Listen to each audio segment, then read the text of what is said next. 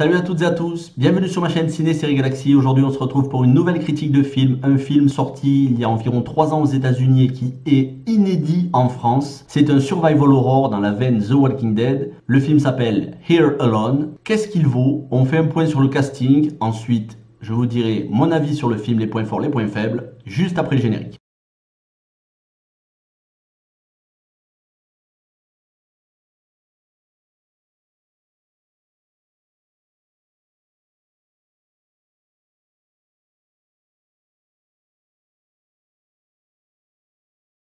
Alors, Here Alone, de quoi ça parle? Le pitch est très simple. La civilisation s'est effondrée. Un virus qui s'attrape par voie respiratoire. Alors, malheureusement, c'est dans le thème de l'actualité, mais bon. Donc, un virus qui s'attrape par voie respiratoire a décimé la population. Ceux qui sont en vie ont été infectés. Ce sont devenus des espèces de zombies enragés qui courent partout et qui veulent dévorer tout le monde. Et il y a quelques humains qui se planquent à droite à gauche, dont une famille, la femme, le mari et leur enfant, qui se planquent dans les bois. On va apprendre que le mari et la fille ont disparu. Comment? On va l'apprendre petit à petit au fur et à mesure du film.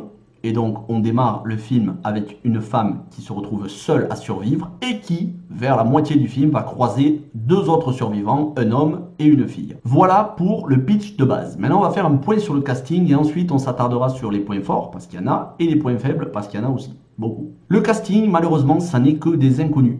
Le réalisateur et les acteurs, tous inconnus. Rod Blackhurst, le réalisateur, je ne connais pas. J'ai regardé sa filmographie. Probablement que ces films ne sont pas sortis en France ou alors c'était des sorties confidentielles dans quelques copies cinéma ou direct en DVD. Malheureusement, voilà, il n'est pas connu. Ensuite, les acteurs, ce sont des acteurs que l'on ne connaît pas, des acteurs secondaires qui ont joué dans quelques séries connues. Alors, on a Shane West qui a joué dans la série Salem et Nikita. Nikita adapté du film de Luc Besson, mais la série avec Maggie Q.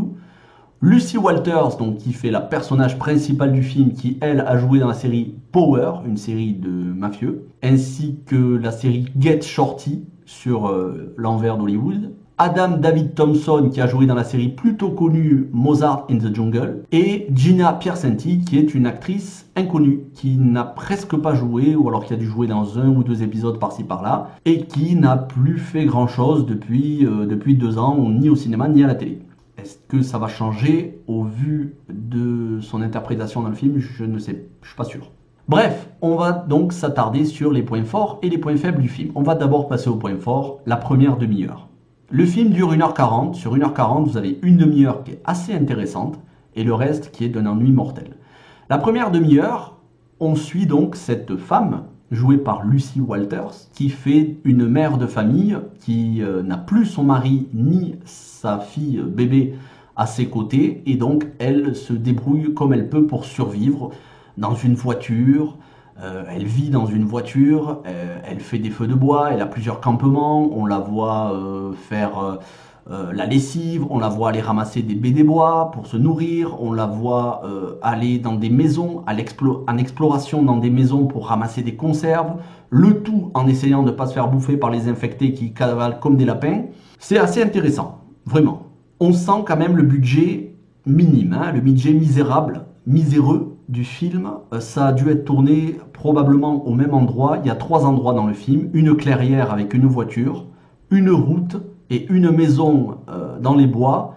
En gros, ça a dû vraiment coûter pas cher, mais vraiment pas cher du tout, parce que en dehors de ces 3 décors, on ne voit rien d'autre. Ça, c'est pour les points forts. Maintenant, on va passer aux points faibles parce qu'il y en a. À partir du moment voilà, on a passé la première demi-heure, on commence à s'ennuyer parce que ça tourne en rond, c'est toujours la même chose. Elle se maquille avec de la boue, parce que la boue, ça efface les traces et l'odeur des humains pour pas que les contaminés lui cavalent après.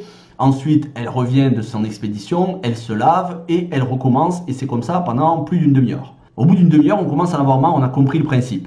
Quelques temps après, à peu près à 45 minutes du film, hein, je dis ça à vue d'œil, je me souviens plus exactement, elle rencontre 2 survivants, un homme et une adolescente. Il va y avoir beaucoup de méfiance les uns envers les autres. Elle va d'abord tenter de les aider, mais il y aura quand même de la méfiance, puis ils vont petit à petit faire connaissance. Je ne révèle pas la fin puisque j'en parlerai dans une partie spoilers à la fin de la vidéo, ne vous inquiétez pas. Il y aura une alerte spoilers. Tout ce que je peux vous dire, c'est que c'est d'un ennui mortel. C'est une immense déception. L'affiche du film nous présentait ça comme un The Walking Dead, mais je suis désolé de vous dire que en comparaison de ce film, The Walking Dead, ce serait Le Seigneur des Anneaux, et ce film, ce serait King Rising de Uwe Boll. Voilà, pour ceux qui connaissent un petit peu les deux références. Vous voyez un petit peu la différence. Dans le même genre Heroic Fantasy, il y a Le Seigneur des Anneaux d'un côté, c'est-à-dire le nec plus ultra, et King Rising de l'autre, c'est-à-dire la déchéance absolue. Bien, c'est la même chose.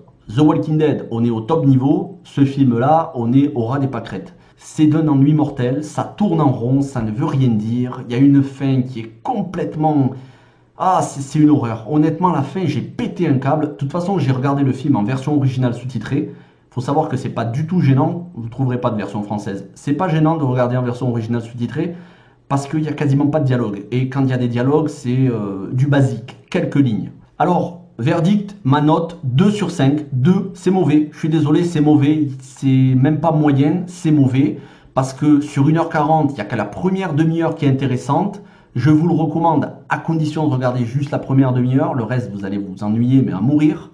C'est bien pour se dire, bon ben voilà, si j'étais en situation d'apocalypse, qu'est-ce qu'il faudrait faire? Oui, c'est plutôt réaliste de voir une personne faire sa lessive, de voir une personne ramasser des baies des bois, d'une personne qui s'aventure pour ramasser quelques conserves dans des maisons. C'est réaliste. Est-ce que c'est super intéressant? On a vu ça dans tous les films de survie. Dans le même genre, préférez la série The Walking Dead, qui malgré ses défauts reste quand même infiniment supérieur à ce film qui est inédit en France, et on comprend donc pourquoi. Probablement qu'il n'aurait pas marché au cinéma. Bref, avant de passer à la partie spoilers, vous pouvez retrouver sur ma chaîne plein de vidéos dans plein de thèmes différents des films et des séries. Si vous aimez tout ce qui est infection, virus, post-apocalypse, survie en milieu hostile, j'ai fait 2 vidéos de rétrospective, une sur les films et une sur les séries qui parlent de ce thème, la survie à la fin de l'humanité, début d'une nouvelle ère. N'hésitez pas à aller les voir, n'hésitez pas à me dire ce que vous en pensez, likez, partagez, mais plus important, abonnez-vous si vous aimez le contenu, bien évidemment. Et maintenant, on va se retrouver pour la partie spoiler. Alors, spoiler, la fin du film. Les 2 inconnus qu'elle avait rencontrés, un homme et une adolescente, c'était le beau-père et sa belle-fille. Il s'avère qu'il va y avoir une attirance entre elles, donc le personnage principal, joué par Lucy Walters, et cet homme, joué par Adam David Thompson.